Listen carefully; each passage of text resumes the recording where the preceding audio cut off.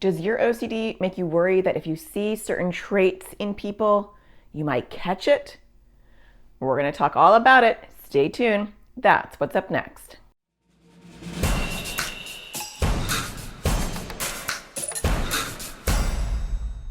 Hi, my name is Natasha Daniels. I'm a therapist. I make videos for people with anxiety and OCD. And today we're going to talk about the OCD thought or fear that you're going to turn into another person, or you're going to get their characteristics or traits. Super common theme, but not often discussed. Before we get started though, don't forget to subscribe, hit the bell so you get notified, because I do make new videos every single Thursday. Okay, so let's talk about this. Now this will look different for each one of you, depending on what your core fears are and what your OCD themes are. But there's a common thread with everybody, and that is that you see someone, and it could be someone you know, but it also could be just someone in general who has a particular characteristic that your OCD is overwhelmed by. And your OCD says, we can't have that characteristic. And so, or that's not who we are. And so it creates a lot of anxiety and the need to do compulsions, which we'll get into in a second.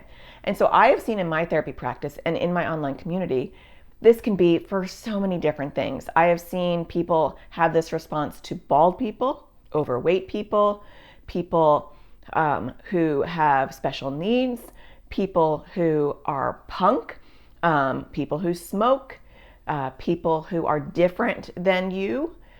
I've seen it for practically anything, and it will be different for you depending on what your core fear is. But some people actually don't even have to see that characteristic or that person. They can actually just have intrusive images in their head of that person, and that creates as much fear as actually seeing that person in real life. Some people have a particular real person that they are triggered by, and it's like very much like an emotional contamination where they see that particular person who their OCD says is contaminated for whatever reason, and it's different for each person. And so that's the trigger point. But for a lot of people, and what I want to talk about in this video is when it's a characteristic. And so it's not a particular person. And I do have a YouTube video on that. You can check that out here on emotional contamination, or when a person is contaminated. I wanted to talk today about when it's a characteristic. And so if you see any overweight people, your OCD is triggered and you have to do compulsions. Or you see anyone who's bald, or you see anyone who is homeless, or you see anyone who is punk or smoking. It's different for each person. You might have something completely different, but the foundation is the same. It's a characteristic that your OCD sees as a trigger, and you're worried that you actually literally might catch those characteristics. If I see an overweight person, I might become overweight myself.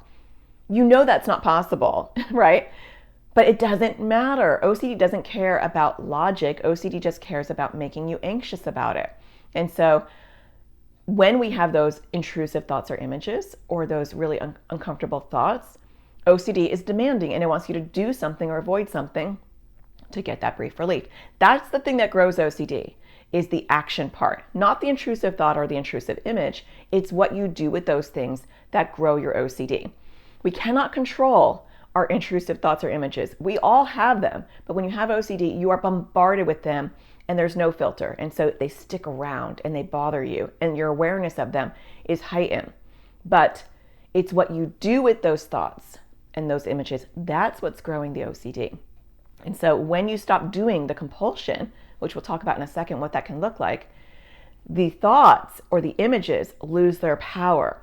And so it's not that they necessarily go away right away, but they stop upsetting you as much because you're not doing something to get that brief relief. And so what you're doing, in essence, is you're building your OCD muscles to learn to tolerate that discomfort and sometimes that anxiety that comes with those intrusive thoughts and images. And when you learn how to build up those muscles over time, when you have that image or you have that thought or you see that person and then you have that thought, it doesn't bother you as much. Sometimes it doesn't bother you at all because you have learned how to handle the uncomfortable feeling that comes with that. And that is a process, and that takes some time. But it's the compulsion, it's the action or the avoidance that is growing those thoughts, which create more discomfort. It's a vicious loop. So what kind of compulsions happen with this? Well, anything under the sun. If you have an image in your head that pops up of this characteristic, I imagine I see someone who's overweight. I imagine I see old people. That's actually a common one too. Whatever it is for you. A lot of times with mental images, we're doing mental compulsions and we're not even aware. And so you might try to get the image out of your head. You might try to neutralize the image by thinking of a positive image. You might try to argue that you're never going to be like that. Whatever it is, if you're getting hooked into those images and you're not letting them just be, which I know is incredibly hard to do, you're growing the OCD and you're going to get more images like that. And so the way to handle that is to have that intrusive image and to just be like, yep, there it is. There's an overweight person. Yeah, I know you're trying to get me hooked in.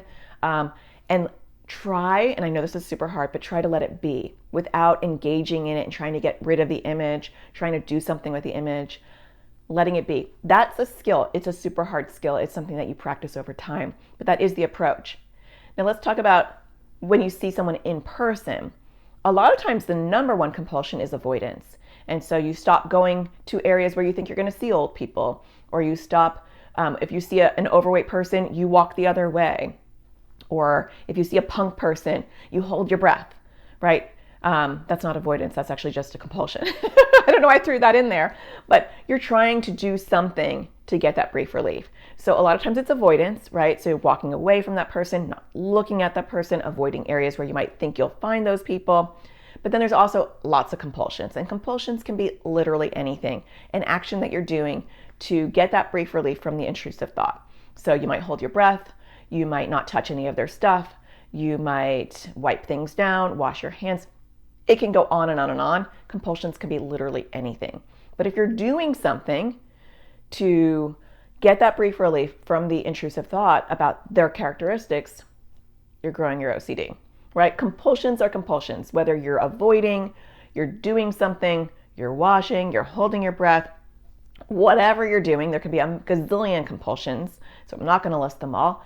Or if you're doing mental compulsions, mentally arguing, trying to cancel out the image, trying to argue why you're not going to be that person, that's just as powerful as a physical compulsion. So mental and physical compulsions, it doesn't matter. And avoidance, we got to add that one as a compulsion. They're all equally powerful. They all grow those neural pathways, that 6-lane highway in your brain that lets OCD ride really smoothly in and out of your thoughts and makes it much more disruptive in your life. So think about, where are you doing this, right? So the first thing is, what characteristics do I find? Does my OCD find? Because you're not finding it. Your OCD is finding upsetting, right? So you probably have no problem coming up with that, right? Because that's driving all of your fears and anxiety. But then what are you doing when you have those intrusive thoughts or intrusive images, or you see them? What are you doing? What are you avoiding? What areas are you avoiding? What compulsions are you doing? If you really want to work on this, maybe write them down. These are all the things that I do when I have that thought or when I see that person. And what are some of those compulsions that I could start reducing? You don't start overnight with just eliminating everything. It's too hard for most people. And sometimes people don't get started because they think, I will never be able to see an overweight person and not do these compulsions, or I'll never be able to see this person and not have this anxiety. And it feels too much. But what I'm trying to hopefully let you know is that you start really small if it feels overwhelming, and pick one compulsion maybe that you're going to try to delay even. And, can I not do this for a few seconds before I actually do it? And then move into, can I ignore doing this compulsion for a little bit of time? Baby steps over time, and it might take you a long time, and that's fine. You're going to do exposures where maybe you purposely look at a picture of this person with this characteristic and sit with the discomfort without doing a compulsion. And maybe you start really small with the images and you start with like a cartoon character or something that doesn't seem as real. Everybody is different as far as what will trigger them and what pace they're going to go towards their discomfort. But the ultimate goal is there's food for OCD, and the food are all the compulsions you're doing. The mental compulsions, the physical compulsions, and the avoidance. That's the food. And as long as you're feeding OCD, OCD will keep growing, getting bigger, and produce more and more OCD themes and intrusive thoughts around this particular issue or new issues. It doesn't matter. It's a 6-lane highway and it's happy to ride multiple cars down your 6-lane highway. So we need to shut it down, and maybe we go from 6-lane to 5-lane to 4-lane to 3-lane to 2-lane to 1-lane to dirt road. And it might take time. But let's start narrowing those roads down and making it a little bit bumpy for OCD. So what's your first step? And it can be the smallest, tiniest step, but it's at least a step in the right direction. Well, I hope that you found this helpful. I do have a course, Crushing OCD for Kids and Teens. If you want much more in-depth help, you can check that out at atparentingsurvivalschool.com. Don't forget to find the sparkle in everything you do. I'll talk to you again next Thursday.